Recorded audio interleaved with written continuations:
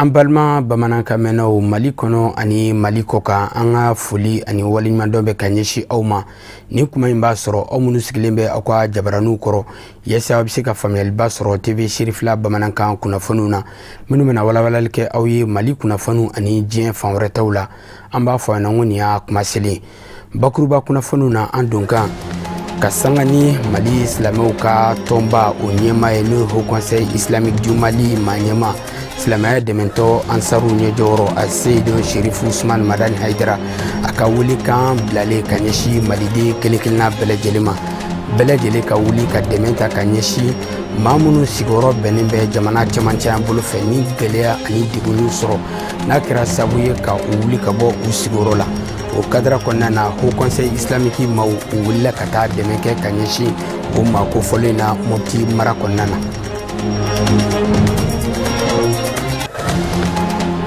ali bi bakuruba kunnafoniw kɔnɔna na Cherifla voyage ale ka ijidenw tako filanan olu bɔra Bamakɔ kunu tɛnɛn Juillet kalo tile 22 saba filantani kɔnɔntɔ ijiden 90 olu ye bɔra Bamakɔ yan nɔ an ka ɲininikɛla wulila ka taa se u ma wuli yɔrɔ la ka taa maa dɔw da sumusumu an da na se o fɛnɛ ma bi bamanankan kunnafoni kɛnɛ kan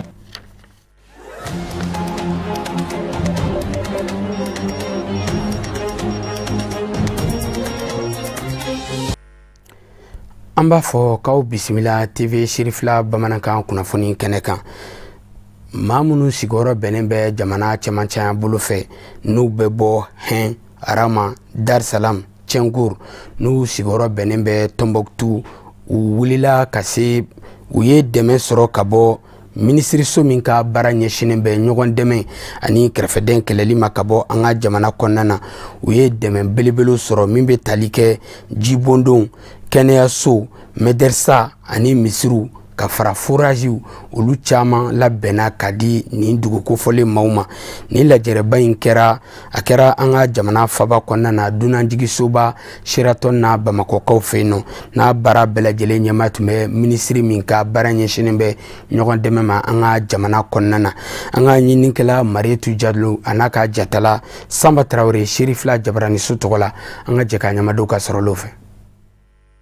Mali Croix Rouge ka fara ONG Alfarku kan olu jɛra k'u bolo di Émirats Arabes Unis Croix Rouge ma ka jɛ k'u fanga fara ɲɔgɔn kan kana do Aineramakaw Dar Salam ani Cɛngur n'olu bɛ Tombouctou mara la an ka jamana kɔrɔyan fan fɛ kana do olu jigi kɔrɔ ni ka madarasa jɔ ka d'u ma ka forajiw sen ka dɔgɔtɔrɔso d'u ma ani misiri caman barisabula ka d'a kan a ma dogo diɲɛma la ni dugulamɔgɔ ninnu sɛgɛnna kosɛbɛ banbaciw ka kɛwale juguw fɛ ni fɛn dilen ninnu bɛna kɛ sababu ye ka caman bɔ u ka degun na ni k'a to u ka lafiya u ninkun na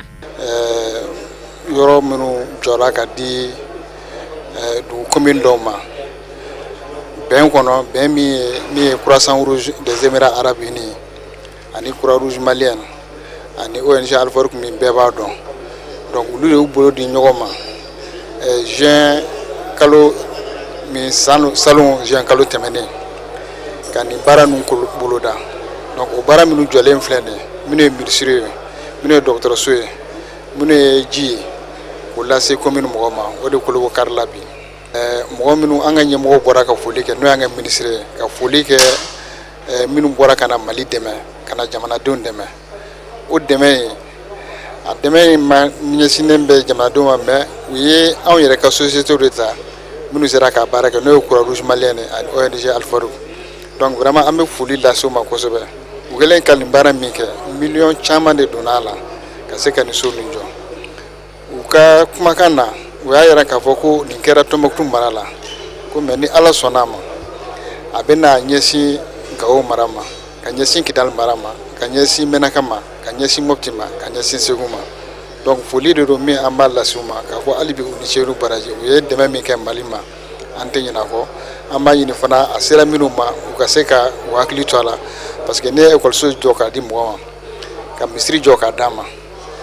ka ji d'a ma a ka k'i hakili to a la parce que musaka de don a la pour que k'ale se ka nin fɛn ninnu lase u ma Émirats Arabes Unis Croix-Rouge maaw munun kana ciden kɛrɛnkɛrɛnlen kana nin tile nunu di u y'a jira k'a fɔ olu ye nin kɛ Ala yɛrɛ jaati kama wa a bɛna kɛ sababu ye fana ka teriya ni jɛɲɔgɔn siraw sinsin olu ka jamana ni Mali jamana ni ɲɔgɔn cɛ. O tɛmɛnen kɔ ka bɔ yen kuma dira ANR ma Dar Salam ani Tiencourt ciden ma a ye jamana ɲɛmɔgɔw fo k'u barikada ka Émirats Arabes Unis mɔgɔw fo ka tila k'u hakili lasigi k'a fɔ ni Ala sɔnna ma olu bɛ u mago don kosɛbɛ ni fɛn dilen ninnu na walasa donna nataw la dɔwɛrɛw ka sɔrɔ. Ministri min ka baara ɲɛsinnen don dɛmɛ ani fantanya kɛlɛli ma an ka jamana kɔnɔ o nisɔndiyalen y'a yira k'a fɔ jamana ka laɲini ye min ye o de ye donna nataw la Émirats Arabes Unis Croix-Rouge ka fara Mali Croix-Rouge kan ani ONG El Faroukou u k'u bolo di ɲɔgɔn ma walasa ka nin baara ninnu ɲɔgɔnnaw kɛ dugu wɛrɛw la an ka jamana kɔrɔyan fan fɛ. O tɛmɛnen kɔ ka bɔ yen a ye tile ta k'a di nin dugu ninnu ka cidenw ma k'a jiru la k'a fɔ misiri ninnu dɔgɔtɔrɔso mɛdarisa ani jibondo ninnu a bɛ u sagoya la k'a daminɛ nin wagati in na. Cérémonie kuncɛra ni ja yiraw ye ja minnu bɛ ANR ma Dar Salam ani Tiencourt kaw olu ka nisɔndiya yira kabini so ninnu jɔtɔ. I n'a fɔ an da sera ma bakuruba kunnafoniw kɔnɔna na cogo min na Mali silamɛw ka tɔnba n'o ye Haut Conseil Islamique du Mali a ma ɲɛma silamɛya dɛmɛtɔ Ansaru ɲɛjɔyɔrɔ a Seydo Cherif Ousmane Madani Haidara a kɛlen bɛ ka wele bila maliden kelen-kelenna bɛɛ lajɛlen ma bɛɛ ka wuli ka dɛmɛ ta ka ɲɛsin malidenw minnu sigiyɔrɔ bɛnnen bɛ jamana cɛmancɛ yan fan fɛ ni degun ani gɛlɛyaw sɔrɔ bɛɛ lajɛlen ka wuli ka dɛmɛ ɲɛsin u ma. O hukumu kɔnɔna na ka sanga ni a Seydo Cherif Ousmane Madani Haidara ka laɲini Mali silamɛw ka tɔnba n'o Haut Conseil Islamique u wulila ka taa dɛmɛ ta ka ɲɛsin ni makofɔliw ma min bɛ tali kɛ malo ani ɲɔ caman na ka ɲɛsin ni makofɔliw ninnu ma Mopti faaba kɔnɔna na. A baaraw bɛɛ lajɛlen seereya la Mopti marabolo ɲɛma fɛ min kɛra sibiri don Juillet kalo tile 27 an ka ɲininikɛla Samayira Sanogo ani Fuseni Keita Cherifla Jabarani so tɔgɔ la o tun bɛ taamaden nɔfɛ an ka jɛka ɲɛmadenw ka sɔrɔ lo fɛ. An daba Ala weleli ni alikuranɛ sanuma kalani ye o de kɛra baaraw bɛɛ lajɛlen nun don baara minnu sen fɛ ŋɛniya yira kɛra ka bɔ Mali silamɛw ka faraɲɔgɔn tɔnba Haut Conseil Islamique du Mali ɲɛmaw yɔrɔ ni balow ye ka ta ka ɲɛsin an balimaw ma minnu ni gɛlɛya y'o sɔrɔ o sigiyɔrɔ la ni o labanna ne kana bisimila minɛ Moti dugu kɔnɔna na ka sanga ni o baara in de ye Moti yɛrɛ marakafo ɲɛmaw o y'a yira o ka dantigɛw la k'a fɔ ko ni baara min filɛ ka kɛ bi a jara olu ye kosɛbɛ baw ana kɛ sababu ni ka ŋɔnɔbɔ olu sen na ni y'a ta ka lajɛ maa caman de bɛ degun na olu fɛ yan minnu bɔra o sigiyɔrɔw la ni gɛlɛya ye a sababu ye. Mali silamɛw ka faraɲɔgɔn tɔnba Haut Conseil Islamique du Mali o ka ni baara in a bɛ o ka cɛsiri ani o ka ŋɛnɛ ɲumanya kɔfɔ ka ɲɛsin maliyɛn cɛ ani muso bɛɛ lajɛlen ma. A man di maa si ye ka bɔ e sigiyɔrɔ la ni ka taa bisimila minɛ diɲɛ fan si fɛ o la an balima minnu bɛ ni gɛrɛntɛ ninnu kɔnɔ bi ni lakanabaliya kɛra a sababu ye o ni dɛmɛni ka kan bɛɛ lajɛlen kan ka a kɔfilɛ o la ni k'a dɔn k'a fɔ ko an balimaw don o kɛra Mali silamɛw ka faraɲɔgɔn tɔnba Haut Conseil Islamique du Mali maaw ka kumakanw ye ni kɛnɛ in kan. An nana ci la ya bureau national tɔgɔ la an ka bureau ɲɛmɔgɔ Cherif Ousmane Madani Haidara ale de bɛ Mali Haut Conseil kunna bi jama farala ɲɔgɔn kan ka bɛn ko ka dɛmɛ ɲini an balimaw ye minnu bɛ degun kɔnɔ. Silamɛya ye hinɛ diinɛ ye silamɛya ye ɲɔgɔn dɛmɛ ye an ka na kanganiya yira kɛ balimaw la minnu ye degun sɔrɔ ka bɔ u sigidaw la minnu ye tɔɔrɔ sɔrɔ jamana kɔnɔna na jamana faamaw b'u se kɛ u bɛ baara kɛ an fana ka faraw kan an ka yira u la ko an bɛɛ lajɛlen ye jamana kelendenw de lafiya n'a b'a la a b'an bɛɛ kan ni degun ni tɔɔrɔ nana an bɛɛ lajɛlen bɛ jɛ a la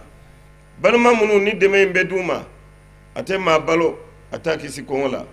ŋaniya yira dɔ k'a yira i ni balima bɛɛ lajɛlen de kelen ye degun kɔnɔna na hadamadenw kun bɛ u sigidaw la bɛɛ bɛ balo Ala ye min latigɛ a ye a man di maa si ye i ka bɔ i ka du kɔnɔ a man di maa si ye maa wɛrɛ de ka dumuni d'i ma ni Ala y'a latigɛ an k'an ka fara ɲɔgɔn kan an ka ɲɔgɔn dɛmɛ an ka ɲɔgɔn dɛmɛ tiɲɛnikɛla maa min bɛ se ka kuma a fɛ i ka kuma a fɛ i k'a bali nin tɛ diinɛ dɔ ye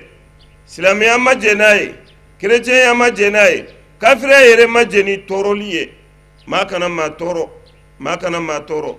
Ala ko a ye tɔɲɛli haramuya yɛrɛ kan a y'a kɛ an ni ɲɔgɔn cɛ haramu ye an kana ɲɔgɔn tɔɔrɔ o kelen ko ka ni balo ye bisimila maa minnu gɛrɛsɛgɛ donna a la u ye o ka foli ani tanuni ta ka ɲɛsin au conseil islamique du Mali ma ka sanga ni o ka ŋɛnɛ ɲumanya ye ka ɲɛsin olu ma ni k'a sɔrɔ k'a yira k'a fɔ ko an bɛɛ lajɛlen ka fara ɲɔgɔn kan walasa bɛn ani keleya bɛ se ka sigi ka na an faso kɔnɔ cogo min na. kare wo bozo wo bamananw o de Mali kɔnɔ an bɛɛ kelen fa kelen ba kelen aw kana do maa wɛrɛ ka bɔ yɔrɔ jan bamananw b'a fɔ yɔrɔ jan mɔgɔw an kana ko jɔ an ɲɔgɔn cɛ o tɛ aw ye fɛn min k'aw ma bɛn n'a ma diyara ma ala ka san wɛrɛ yira an na ala ka bɛn di ala ka jamana basigi an ka karamɔgɔw o ye ŋɛni min ta ka ɲɛsin Mali kɔnɔ ala ka kɛ ɲɛtigɛ jamana ka nɔrɔbila Moti marayɔrɔ kɔnɔna na ale ka dantigɛliw la a y'a yira k'a fɔ ko nin kɛwale min filɛ ka kɛ Mali silamɛw ka fara ɲɔgɔn tɔnba au conseil islamique du Mali fɛ ko a kɛra a kɛ waati la baw a n'a kɛ sababu ye ni ka fiɲɛ bɔda di maaw ma minnu ni o gɛrɛsɛgɛ bɛ don a la a kɛra k'a yira a ka kɔrɔfɔw la k'a fɔ ko a b'a ɲini hali bi au conseil islamique du Mali ka dɔ fara a ka cɛsiriw kan ka maaw su ka kɛ ɲɔgɔn kanu bɛn ani keleya baaraw kan cogo min na bɛn ani keleya ɲɔgɔn dɛmɛ bɛ se sinsin a kɔnɔ cogo min na. N bɛ foli kɛ ni ŋaniye bɔra silamɛ fɛn fɛn na particulièrement au conseil islamique mɔgɔ bɛɛ lajɛlen b'a bɛɛ fo ka d'a kan ni fɛn mun nana di sisan a bɛ se ka kɛ sababu ye ka kɔngɔ b'u la an ka ɲini au conseil ka fara an kan walasa nin ko in bɛ se ka ban cogo min na pewu a ma ni mɔgɔ si ye i ka mɔgɔ wɛrɛ bololasɔn dumuni na ta an ka ɲini ko ka ban fiɲɛ ɲɔgɔn faamuya kan na u ka segin u ka so u ka segin ka taa u ka baara bɛɛ kɛ u bɛ fɛn fitinin min sɔrɔ yen o bɛ se ka kɛ u yɛrɛ ka diɲɛ ye dumuni ye an k'a ɲini karamɔgɔkɛ ko in nana diinɛ sira fɛ aw dun ye diinɛ ɲɛmɔgɔw ye an dalen dɔw la an bɛ aw kɔ an bɛɛ silamɛ de ye Mali silamɛ ka ca ni a diinɛ tɔ mɔgɔw ye donc munna an t'an sigi ka bolo di ɲɔgɔn ma k'a fɔ mun nana ni hakili wɛrɛ ye tiɲɛ t'u bolo don natɔ n bɛ fɛ ka bɛɛ yan hali ni u ye Bamako bila ka n'i sigi yan tant que ko ma ban u ka to yan parce que ni yan ma suma Bamako tɛ suma dɛ. An ma ladɔnniya k'a fɔ min ye Moti dugu kɔnɔna ye balo tɔni 10 de taara ka di ye minnu bɛ tali kɛ malo tɔni 5 ani ɲɔ tɔni 5 la minnu tilala du 100 ani ɲɔgɔn cɛ duwawudenw ani alawelew kɛla ka nin baara ninnu bɛɛ lajɛlen kun cɛ.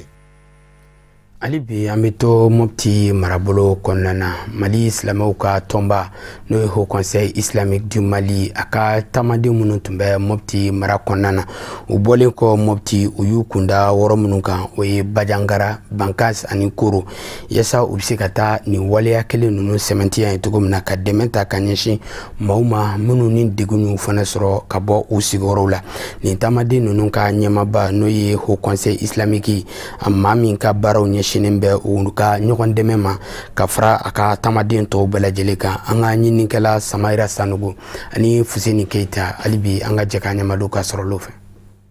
Mali silamɛw ka fara ɲɔgɔn tɔnba au conseil islamique y'a laɲini ka wuli kajɔw kɛ ni ka ɲɛsin an balimaw ma gɛrɛntɛ kɛra minnu sababu ni k'o bɔ o dagayɔrɔ la o de y'a to o ka nin munumunu salo fɛ Moti marabolo kɔnɔna na kɛrɛnkɛrɛnnenya na Bajangara, Bankas ani Koro cercle kɔnɔna na o nana ni ɲɔw caman ye minnu bɛ ta ka ɲɛsin olu mɔgɔw ma baw Mali ye ɲɔgɔn dɛmɛ jamana de ye. An taara yɔrɔ yɔrɔ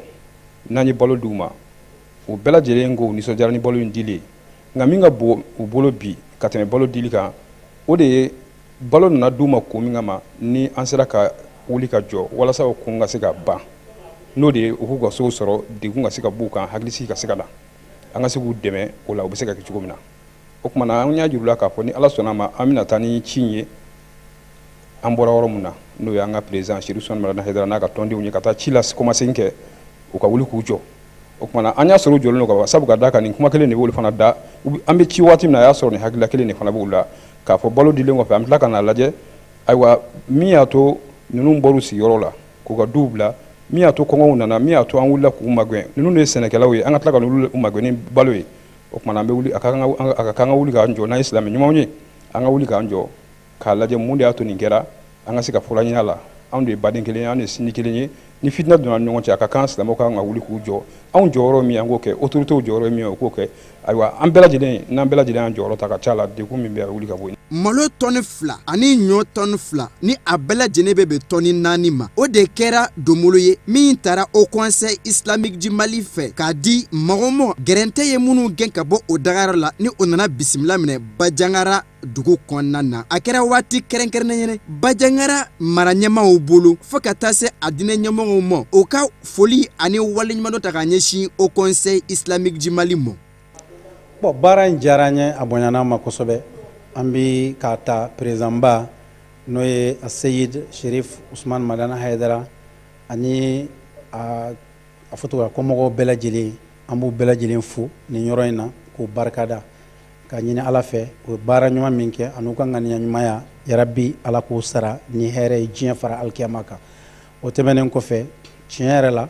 ni nin kɔni bɛ ko dɔ yira nin b'a yira k'a fɔ silamɛya badenya tiɲɛ yɛrɛ la o y'an tɔ da la ka taa fɛ munna n'an y'a ye k'a fɔ anw bɛ fo yan yanni Bamakɔ cɛ a dɔgɔyalenba o ye kilomɛtiri 700 ye mais n'a fɔra ko degun y'an sɔrɔ yan olu hamina ni a ye u jɔra ni a ye o siranna o ye fɛn bɛɛ lajɛlen kɛ mun kosɔn dɛmɛ ka se an balimaw ma pour que olu fana ka lafiya i n'a fɔ maa tɔw lafiya bɛ cogo min na donc nin diyara n ye kosɛbɛ a bonyana an ma. O bɔlen ko Bajangara o y'o kunda Bankasi kan ye Yakuba Sibi a n'a taamaɲɔgɔnw bisimilala Bankas mara ɲɛmaaw ani diinɛ ɲɛmaaw fɛ yen fana au conseil islamique du Mali bureau national tɔgɔ la taamaden ninnu ye tɔni 8 ta min bɛ tali kɛ malo tɔni 4 ani ɲɔ tɔni 4 na ka ta ka ɲɛsin an balimaw ma minnu nana bisimila minɛ Bankasi dugu kɔnɔna na ni lakanabaliya ye a sababu ye. A baara in a kɛra an ma nisɔndiya kosɛbɛ kosɛbɛ. A ɲana ma bonyana ma kosɛbɛ bureau régional n b'a fɔ kosɛbɛ hali bi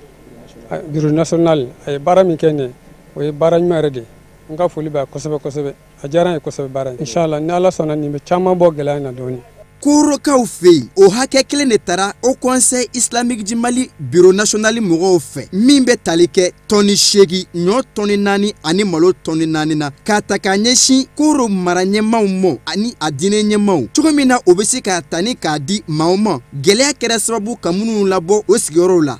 An ka bureau national haut conseil islamique u ye dɛmɛ min ɲɛsin an ma bi koro yan vraiment an nisɔndiyara n'a ye. An b'u fo k'u barikada n'a ye k'a ta ɲɛmɔgɔ fo ka taa se bureau baarakɛla lajɛlen ma ani conseil régional ɲɛmɔgɔ fana minnu sera an b'u fo k'u barikada bi dɛmɛ min ɲɛsira an ma dɛmɛ a diyara an ye an mago kun b'a la a nana fana a na waati la hali sisan min b'an fɛ an bɛ dugawu ɲini haut conseil mɔgɔw fɛ k'u fo k'u barikada hali sisan u ka dɔ fara dɛmɛ kan an mago bɛ dɛmɛ la bi min nana fana n'Ala sɔnna ma dɛmɛ a bɛ na ɲɛsin mɔgɔ minnu ma u b'a sɔrɔ a sɔrɔ cogo la ni Ala ka diɲɛ ye. An ma ladɔnnaya k'a fɔ k'a daminɛ Bajangara ka taa bila fa Koro ka tɛmɛ Bankasi fɛ au conseil islamique du Mali taamaden ninnu bureau national tɔgɔ la o tɛmɛna yɔrɔ o yɔrɔ la o ye ŋɛnɛyɛrɛ kɛ ni balo diliw ye an balimaw ma gɛlɛya bɛ minnu kan ni ka tila ka laban ka o su ka kɛ kɛwalew kan minnu bɛ bange yafa ɲɔgɔn ma ɲɔgɔn lamɛn ɲɔgɔn dɛmɛ bɛn ani keleya baaraw la minnu bɛ se ka kɛ sababu ni ka an ka jamana kolo suma. Ala ka Mali kɔlɔsuma n'an bɔra yen nɔ an bɛ taa Kɔdiwarikaw fɛ Jamiyatu Ansardine ka bɔ Kɔdiwari o y'u ka sigiliba ko 2nan kɛ min n'an b'a wele ko convention extraordinaire n'a labɛnna bureau national fɛ ka bɔ Kɔdiwari jamana kɔnɔna na ni a tun bɛ tali kɛ baaraba minnu kɛra waati tɛmɛnenw na kalo 7 tɛmɛnen baara minnu kɛra kɔnɔna na u k'u hakili jagabɔ kan ani ka sɔrɔ k'i ɲɛmada baara kura minnu bɛna boloda u fɛ waati nataw la u ka se ka ɲɛfɔli kɛ o bɛɛ lajɛlen kan lajɛrɛ in kɛra sabu ye maa caman ka bɔ Kɔdiwari fan caman ka ɲɔgɔn sɔrɔ kɛnɛ kɔnɔna na Jamiyatu Ansardine a jabala min bɛ Kɔdiwari kɛrɛnkɛrɛn u ka kin min bɛ n'an b'a fɔ a ma ko Abobo lajɛrɛba in kɛra yen nɔ an ka lasigiden min bɛ Kɔdiwari jamana kan n'o ye Jakarija Danbele nka a bɛ lakale Kafinɛ Bacili fɛ an ka ɲɛmada ka fɔtaw fɛ. U ka ni lajɛrɛba convention extraordinaire in kɛra sababu ye alisilamɛya dɛmɛtɔn Ansar ka comité exécutif comité de contrôle ani trésorerie nationale ma u ka se ka jɛ ka hakili jagabɔ kɛ ani ka jateminɛ kɛ baara minnu sera ka dangɛnɛmaya décembre kalo tile fɔlɔ san 2000 ani san 18 ka taa bila juin kalo tile 30 san 2000 ani san 19 cɛ Côte d'Ivoire alisilamɛya dɛmɛtɔn Ansar ɲɛmɔgɔw ka fɔ la o waati furancɛw ni ɲɔgɔn cɛ baara bolodalen caman sera ka dangenemaya sira camanw fɛ I n'a fɔ komi tɔnden buguni hakɛya baarabaw latigɛli fo ka taa bila nafolomugu doni na waganden kɔnɔ. An nisɔndiya balo ɲinɛ sigi la sabula an ka baara borila minnu kan n'o de ye compte rendu ye a compte rendu borila fɛnba 3 walima fɛnba 4 kan a fɔlɔ o de ye mobilisation sira kan. Donc mobilisation sira kan depuis an bɔni mawludu la kana bila bi la an ye baaraba kɛ mobilisation siraw kan an yɛrɛ ka karamɔgɔ minnu bɛ anw fɛ yan o ye cɛsiriba kɛ o kɔfɛ karamɔgɔ minnu yɛrɛ bɔla ko kan ka na kɛrɛnkɛrɛnnen bolo ma an ka karamɔgɔ n'o de ye a Sayid Ahmad Tijani Hayidara n'a dɔgɔcɛ n'o de ye a Sayid Badara Aliyu Hayidara ye olu nana tournée ba 2 kɛ an fɛ Côte d'Ivoire kɔnɔ o tournée fana an ye bonyaba sɔrɔ a kɔnɔna la. Sariya ye maa hakɛya minnu kofɔ n'olu bɛ se ka jɛ ɲɔgɔn fɛ ka sariyaw ta ɲɔgɔn fɛ o maa dafalen bɛɛ u jɛra ɲɔgɔn fɛ ni ka hakilina dɔw ta k'u don ba la minnu bɛna ni yɛlɛma ɲuman kura camanw ye o baarabaw dɔw bɛ tali kɛ alisilamɛya dɛmɛtɔn ansaru ɲɛjɔyɔrɔ an fa ani an karamɔgɔba a Seyidi Sherifu Usman Madani Hayidara dagayɔrɔ kɛrɛnkɛrɛnnen jɔli baaraw kuncɛli la wagati nataw kɔnɔ centre de santé jɔli baaraw alisilamɛya dɛmɛtɔn ansar muso wajilikɛlaw ka dɔni kankuruyaliw k'u la famuya ani k'u ka dɔniw kankuruya kosɛbɛ wajilu kɛ ko ɲuman na sani uti kalo nata cɛ an kuntigi Muhamadu kisi ni nɛɛma b'a ye ale ka bangeli sankunbɛ ɲaɲali kɛnɛw sigili sen kan u ka baara bolodalenw na o min ni o bɛna ɲɛnɛmaya an fa ani an karamɔgɔba alisilamɛya dɛmɛtɔn ansaru ɲɛjɔyɔrɔ a Seyidi Sherifu Usman Madani Hayidara fɛ. Alhamdulillah mi ye muso ya formation sira ye an y'a sɔrɔ an karamɔgɔ fɛ a y'a demandé an bolo ko ale y'a laɲini a y'a kanu muso ye kɛ wazulikɛla belebele an ka société kɔnɔ donc a jala an n'u ye a bonyana an ma donc an b'a ɲini ala fɛ ale bɛ fɛn o fɛn ɲini an fɛ ala kana an dɛsɛ a la donc o la ɲɛmɔgɔ ye cikan di bi an nana an b'o dɔ kɛnɛ le kan nin ye ni muso ya formation u nana kibaruya fɔ an ye inshallah mun fɛnɛ talen no a baara kɔnɔna la donc o y'a yira na k'a fɔ ko ni kalo ni le 23 n'ala sɔnna o bɛna formation daminɛ. Nabaga fɛn fɛn kun bɛ kɛnɛ kɔnɔ u bɛɛ lajɛlen y'u ka nisɔndiyaw jira ka sanga ni baara kɛcogo ɲuman ye alisilamɛya dɛmɛtɔn ansari ɲɛmɔgɔyaso fɛ rapport minnu ni olu bɔra k'a jira baara kɛlen jaabiw cɛsiri baara minnu ni o dangɛnɛmayara wagati laban ninnu kɔnɔ k'olu bɛɛ lajɛlen kɛra wasa ye mɔgɔ ka kan k'i waso ni baara minnu ye. Convention a bilan kɛcogo diyara an ye vraiment bureau actuel bureau met en place un peu à faux a baara tagacogo ka ɲi hali minnu tɛmɛna ka sɔrɔ k'olu sɔn an b'o fo ka min bɛ sen na an b'o fana fo tiɲɛna u ka bilan a diyara an ye a y'an dusu suma a y'an wasa. Alhamdulillah u ye écran géant ya yira na projet min b'an bolo n'o ye karamɔgɔ ka sojɔ ye Abidjan kɔnɔ yan u ye o projet nin u y'a yira na écran géant na an y'a ye tiɲɛ yɛrɛ la baara ni a ye ɲɛtaga sɔrɔ parce que an bɛ étage 3nan na sisan. Difficulté foyi ma sɔrɔ kabini an bɛ nin convention ɲɔgɔn a ka dɔgɔ nin convention ɲɔgɔn a ka dɔgɔ ka baara kɛ ni transparent ye ni nisɔndiya bɛɛ lajɛlen nisɔndiyalen don ɲɔgɔn kɔrɔ ni ɲɔgɔn ka dɔgɔ an ka convention na yarabi hali bi ala ka a kuncɛ ko ɲuman d'a ma. An b'o kunnafoniya k'a fɔ k'a ta san 2018 décembre kalo la ka n'a bila san 2019 juin kalo la Côte d'Ivoire alisilamɛya dɛmɛtɔn ansaru ka tɔndenw buguna kosɛbɛ mɔgɔ 19,852 olu de tubira ka segun u kɔ ka alisilamɛya baya layidu 6 ta o min sababu ɲuman bɔra alisilamɛya dɛmɛtɔn ansaru ɲɛjɔyɔrɔ a Seyidi Sherifu Usman Madani Hayidara denkɛw Sherif Ahmed Tijani Hayidara n'a dɔgɔkɛ Badara Hayidara ka fara alisilamɛya dɛmɛtɔn ansar wajulikɛlaw ka tournéw kan minnu senfɛ u bɛ buna adamadenninw su ka kɛ diinɛ kanu kan ani ala ɲɛsiranɲɛ Côte d'Ivoire jamana kɔnɔ fédération 8 ni ɲɔgɔn cɛ. I n'a fɔ an da sera ma bakuruba kunnafoniw kɔnɔna na cogo min na Cherifla voyage ale ye agence de voyage min ka faamuyali ka bon kosɛbɛ iji baaraw labɛnniw na o hokumu kɔnɔna na a ka ijiden tako filanan olu bɔra Bamakɔ kunun tɛnɛ juillet kalo tile 22 saba 29 maa 90 olu de bɔra Bamakɔ yan nɔ k'i kunda Maka kan an ka ɲininikɛla Fatumata Kane a n'a ka jatala Sedu Ɲare Cherifla jabaraniso tɔgɔ la u wulila ka taa den nunu bilasira an ka jɛ ka ɲamadu ka sɔrɔ lo fɛ. Cherifla voyage tokola hijidenw san 2019 u ka hijide kunfɔlɔw talen kɔfɛ kulu filanan wulila tɛnɛn tɛmɛnen juillet kalo tile 22 nɛgɛ ɲɛ 17 wagatiw la hijidenw dagayɔrɔ ni o ye maison di haji ye u wulila ni ka u kunda pankuru jigi kɛnɛ kan walasa ka taa u tɔgɔla avion kunbɛn hijiden ninnu y'a yira ka kumaw la k'a fɔ ko labɛnw sabatilen don nisɔndiyaw ni farifoniw kɔnɔna na ka taa u ɲɛda ni yɔrɔ barikama ninnu kan saudiya jamana kɔnɔ min ni o tagama kuntagala bi taa tile 30 bɔɲɔngo la bi kɔnɔ wulade na ani sɔjalenba de don debe u y'an wele dɔrɔn fana yɛrɛ bɛna boli kan ka sakitu an bɛna taa ɲɛda ciba in kan ya rabbi an bɛ dugawu kɛ ala ka bɛɛ ɲuman ta ka bɛɛ ɲuman segin ka sirifuka fo sirifuka min n'a ye baara ka faso ye ya rabbi ani sɔjalen an bɛ bɛɛ lajɛlen fo taa ko ɲuman segin ko ɲuman ala ka di bɛɛ lajɛlen ma ala ka bato minɛ an labɛnnen don ne ma nisɔndiya dan foyi t'a la an bɛ ala fo ka barika an bɛ dugawu kɛ ala k'an sen na ɲuman ka na aw ɲuman sɔrɔ an bɛ karamɔgɔ fana fɔ a ka dugawu k'an bɛɛ nisɔndiya bɛ n kan yɛrɛ ka taa ɲɛ da alikaba kan ka dugawu kɛ silamɛ bɛɛ ye fɛn min b'a to bɛɛ bɛ hɛrɛ sɔrɔ n b'o de ɲini ala fɛ k'an ɲuman bɔ yan k'an ɲuman don ka taa an ka bato kɛ hɛrɛ la ka kɔsegin ka na an sɔrɔ ka foli di silamɛ bɛɛ ma fɛn fɛn ye silamɛ ye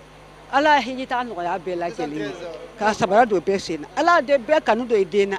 ne den de bɛ ne lataga la n ka foli b'a n'a denbaya bɛɛ ye a ye min kɛ n ye ala y'a den d'a ma min b'a ɲɔgɔn k'a fana ye k'a sara d'a ma alijinɛ ye k'a sara d'a ma lafiya ye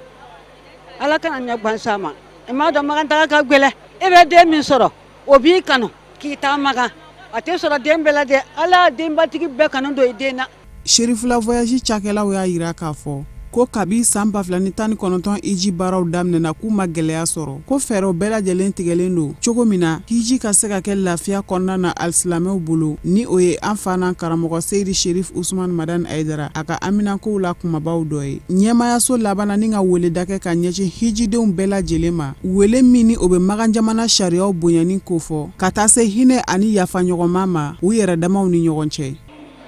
an bɛ ala tanu k'ala barakada ni ala tala sɔnna fɛn min ka gɛlɛ hiji ko la o de ye nin ye ni mɔgɔw nana u tɔgɔ sɛbɛn k'a fɔ k'u bɛ taa magan ka ban fɛn filanan min bɛ yen n'u b'o hami o de ye tagali ye ala ni an karamɔgɔ sabula n'o ye a seyid sherif usman madan haidara ye ale bɛ dakuruɲɛ kelen min fɔ taamadenw fɛ formation na o de bɛ anw lafiya n'o tɛ an bɛ min na bi a ka gɛlɛ fo ka tɛmɛ a dan kan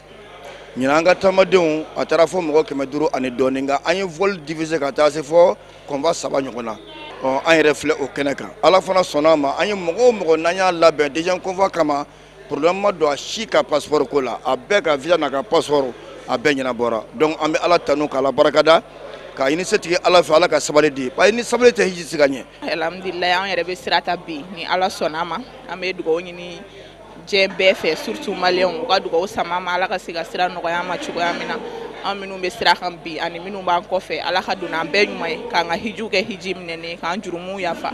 minnu m'a sɔrɔ ala k'a nɔgɔya u ye san wɛrɛ minnu ye wariw bɔ ka mɔgɔw lataga ala k'a falen u ye caman na ala k'a falen u ye caman na k'an fana ɲuman ta hɛrɛ la k'an ɲuman segin ka na u bɛɛ ɲuman sɔrɔ hɛrɛ la mali gɛlɛya ala k'a ban kira bonya kama sɔlila rasul an bɛ aw ladɔnniya k'a fɔ ko hijide kulu kun sabanan Cherifla voyage tɔgɔ la o fana kan ka wuli nin dɔgɔkun in kɔnɔ ala ka taga ni ka segin nɔgɔya hijidenw kelen kelenna bɛɛ lajɛlen yarabi ami ka sanga ni campagne de reboisement édition 2019 cakɛda kɛrɛnkɛrɛnni min ka baaraw ɲɛsinnen bɛ kungoda ani sigida lakanani ma n'an b'a wele ko société de boiserie faruta u bɔra k'u ka ɲinan san baaraw nundonni kɛ min kɛra karido juillet kalo tile 21 saba 29 a kɛra kɔntela commune na o min bɛ Bafulabe cercle la Kayi mara kɔnɔna na lajɛrɛba in kɛra waati ye maaba caman ka bɔ Kayi ani Kɔntela ka fara Bafulabe marabolo kɔnɔna na u bɛɛ lajɛlen kana fara ɲɔgɔn kan ka nin baara kɛrɛnkɛrɛnni ka a kɛ ɲɔgɔn fɛ cogo min na nisɔndiya ani bonya ni karama kɔnɔna na an ka maa minnu kɛra ko Cherifla jabarani so tɔgɔ la Amadu Jalo a n'a ka jatala Abudulayi Sogodugu an ka jɛ ka ɲɛmadu ka sɔrɔ l'o fɛ walasa ka jajugu ani wati yelema kololo kele anga jamana konnana kerenkerenela kai marabolo kono chakeda kerenkereni mi sigilembe kanyishi sigida ani kungoda la kanalima namba wuli ko société boiserie faruta olu jorona ko badoyi o waliya nunu matrafali o kadara konnana uya kanu ka kontela commune ni kungo da basababe soro yinno ka yen jate mine ka tu ka nyina san u baro nundoni ke yinno namba wuli ko campagne de reboisement anga bara e yiri bara de ambe kungo nafa de bo ni be kungo nafa bo wajibi iba topoto ka nafa bo mina ati tieni do kungo kono ina na sura topoto de e sira ka nafa bo la e fona ka topoto ka bla donyo ko ambo sharia kenadeka no doye yiri turui ni aye anja kuchara ka nike ala ni osufure ka la yini olu de ko yiri titike na ni ma yiri turu o konona na ambu fona fo barcha anguma so sharia ma ngana na sura ambere ka nafa bala ambu fo yorola barcha chiende ka koni bara kerenkereni nye noye uka san bara unundoni uye yiriju kemeni biduru turu ni woro kofali nununa sabusire mara konnana ni akene furanche beto hectare kelena nonka fena mi musaka bele jilim bora ni société kerenkereni ku noye société boiserie farutai uka ni wale yain afura kosobe sigidala mogofe baw a jaruye uye fuli ani barkada ke kanyeshi société boiserie faruta mauma Bi cérémonie Mounanya a tenu Saboussiré, vraiment cérémonie belebele de don. Parce que Kadaka, ni koko ka jiri tour, a faire ka avancer du désert kele. Donc ni avancer du désert kele, ibe nani lafiay. Donc ibe jiri tono soro, avec sababu ye fana anga jamana ni jiri chara sambena, ni sanana, avec nafa senekelaw ni beramarlauma. Donc abe jiru sabati abe suman fana sabati donc o de kama bi be jama befo jama munsera surtout partenaire Mamadou Farota anaka équipe on be société Chéri Bois faranto ka kene kan bi on be jiri trou la jiri trou imbaka hake dokono contrat kono la parce que massif babulano jamana ko ni be jiri tege fika anora blabla donc ambo hokum ne kono la no jiri trou la je pense que koro commune kangafu kontela commune marabolo nyema no ya sous-préfet ayeni chakeda manyemo ayu hakilila sigidala mogo ani marabolo nyema ka demena ninga klaka yirula kafukuna jiri nunu la koloshi ku toboto wala sa bara kelen kana ke fuyi njara nyokosobe amma nyini la farota fe ka bisimla commune kono ninga ka folo ninga na kala bay vraiment alibi gouvernement tola ame foli kala ni ko mo ka se kan action mene minte bois chéri farotare bare ngona ambe gouvernement tola ambe ve j'ai mis à la disposition une disposition beta cause frebla maire à disposition là pour que ka suivi que au niveau de yan tiendra la nana dugu kono ayin nusaja soro fokateme bare wulu yara ayira obenende do yiri barala ibe yiri tege ba turu ko de chai o yara dugu be bora na lamini dugu be bora foka na yara nimisi wasa yiri yara ye he ka ka mata ma refla ka beturla e gitari kelen don a beturla ka ba o nera nusaja aya blankono sami avere fana mina dugu sabata ka e gitari kelen tura be fana na barisa nusaja ra ko ko korofo ka teme ni chakeda kerenkereni manyema no Mamadou Faroutai ani sojale ka ye ka foko ni bara kerenkereni jara sigidala mowe ay sefa warwa bi woro ayodi chakeda munu sigilembe kungodani sigidala kanalima ni woro ko folena no kontela marai ukase ku yere deme uka bara matrafal ko nyumana ka awakli jigi ka foko ni bara ko folena nu belaje lembi dum sigidani kungodala kanali o ta ko mugani duruna hokum konnana miya kanu ka yiri ba yiri ka chaman turu mali fan belaje lefe yesa ka wati yelema oni jajugu kele kabo anga jamana konnana o de fana ban sensen ka taa jin fanwɛrɛ kunnafoniw na minnu bɛna lase aw fɛ kafunɛ bacili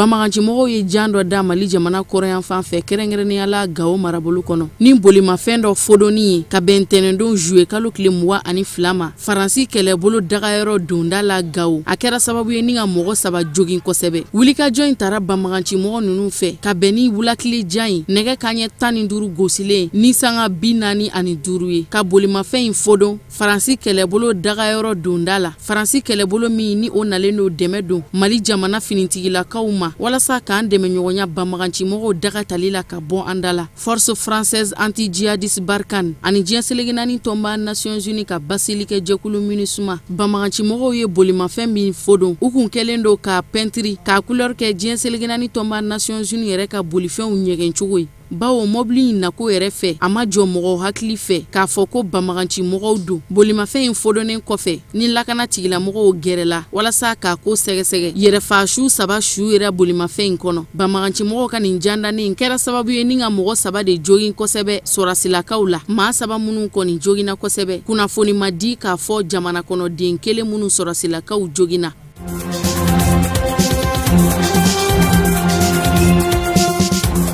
Faransi jamana ɲɛma Emmanuel Macron ye Comore jamana ɲɛma Azali Assoumani bisimila. Faransi jamana ɲɛma dagayɔrɔ la Élysée ka bɛn ni ntɛnɛndon Juillet kalo tile 22 ye. Bisimilaliw bɛɛ lajɛlen kɔfɛ kunnafoni di kɛnɛ dɔ ɲɛnamayara jamana ɲɛma 2 ninnu ni ɲɔgɔn cɛ min senfɛ kɔrɔfɔw bolila babu camanw kan bɛnkan ni ɲɔgɔn faamuya sɔrɔla minnu senfɛ. U ka kɔrɔfɔ senfɛ da balalen tora kɔrɔfɔ min na o ye Mayotte duguko ye. Faransi jamana ɲɛma Emmanuel Macron ani Comore jamana ɲɛma Azali Assoumani ma se ka ɲɔgɔn faamu o babu de kan. Jamana ɲɛma 2 ninnu sigilen kɔfɛ kunnafonidilaw ɲɛkɔrɔ ani u ka maa welelen maaba camanw ɲɛkɔrɔ Faransi jamana ɲɛma Emmanuel Macron ka dantigɛliw senfɛ a y'a jira k'a fɔ ko Mayotte kɔni bɛ Faransi jamana de fɛ. A ko olu bolo Mayotte ye Faransi jamana yɛrɛ de ye. Faransi jamana ɲɛma ka nin yecogo in o tɛ Comore maa ɲɛmaw ka yecogo ye Mayotte ko la. Dantigɛli caman kɛra o babu kunkan. Mayotte dugudenw yɛrɛ kɔni fɛlata ye fɛn min ye o ye dugu in ka se ka to Faransi kɔnɔ.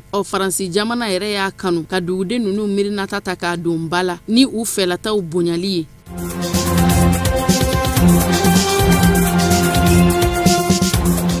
Sɛgɛsɛgɛli baaraw bɛ senna hali bi walasa Juillet Dupont ani Claude Verlon sacogo bɛ se ka bugunatigɛ ka si dɔn. Faransi jamana ka kunnafonidila 2 minnu ni RFI technicien kun don k'u to u ka caw la Mali jamana kɔrɔyan fan fɛ kɛrɛnkɛrɛnnenya la Kidali ka sanga ni Mali jamana basigi tiɲɛni ye ni maa ŋaniya jugutigi dɔw y'u ta ni ka tununiw ye min kɔ taara kɛ u bɔnɛli la u niw na. San 2000 ani san 12 ni san 2000 ni san 13 ni ɲɔgɔn cɛ basigi tiɲɛnen kɔfɛ Mali jamana kɔnɔ ka bɛn ni o waati de Juillet Dupont ani Claude Verlon u bɔnɛna u niw na k'a ta o donna fo ka n'a bila bi la ko in ma se ka bɔ mɔgɔw hakili fɛ. Faransi kɛlɛbolo bi sɛgɛsɛgɛli baaraw la walasa mɔgɔ minnu y'u ta ni ka tunu ni u ye olu ka se ka bugunatigɛ. RFI ka jateminɛw la kibaruya kura minnu bɔra k'a bin olu de bɛ nin kunnafoniya in di. Hakili jiginna ka bɛn ni san 2000 ani san 13 Novembre kalo tile 2 de Faransi jamana kɔnɔden kunnafonidila 2 ninnu ni kunnafonidiso RFI ka technicien don Juillet Dupont ani Claude Verlon maa ŋaniya jugutigi dɔw y'u ta ni ka tunu ni u ye ka labana ka taa u bɔnɛ u niw na. Bamagaci jɛkulu mun kɔni y'i kanbɔ k'a fɔ ko nin baara cɛjugu kɛra olu sababu ye o ye Bamagaci jɛkulu Akmi ye u ko min ma ko Al-Qaïda au Maghreb islamique.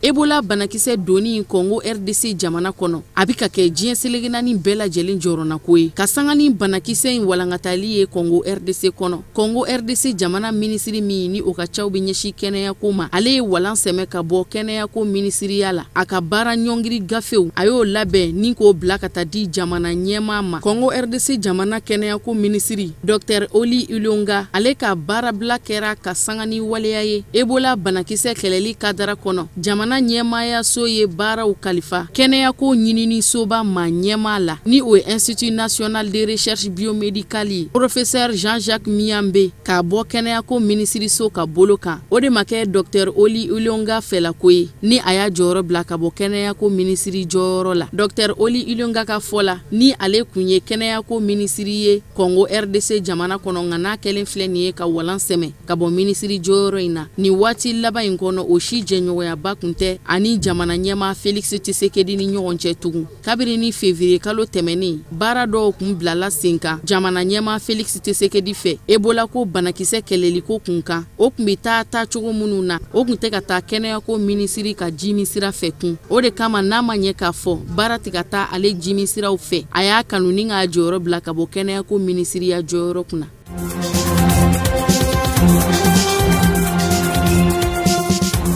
Libi jamana cakɛdaba min ni a ka baaraw bɛ ɲɛsin tajiko ma Compagnie nationale libyenne de pétrole n'u ko a ma ko NOC National Oil Corporation a ka baaraw nundoni kunnafoniyaw dara. Baaraw bena nundo kura ye Libi tilebiyan fan fɛ ka sanga ni cakɛda in ka baaraw kun datuguni ye ka bɛn sibiri tɛmɛnen ma. Libi jamana cakɛda min ni o ka baaraw bɛ ɲɛsin tajiko ma National Oil Corporation a ma ɲɛmaw sera ka cakɛda in dayɛlɛn ko kura ka bɛn karidon ma. Nin t'a siɲɛ fɔlɔ ye cakɛda in ka datugu ni ka labana ka tila ka dayɛlɛn kun. Tajibɔ kun jɔra Libi jamana kɔnɔ ka sababu kɛ ŋaniya jugutigi dɔw ŋaniya ye n'olu kun bɛ ka kɛ sababu ye ni ka ŋwara da u ni baara kɛcogo ɲuman cɛ. Tajiko jɔda babɛ Libi jamana ka ɲɛta ɲuman na. O de kama National Oil Corporation a kanuna ni ka cakɛda in dayɛlɛn kura ye.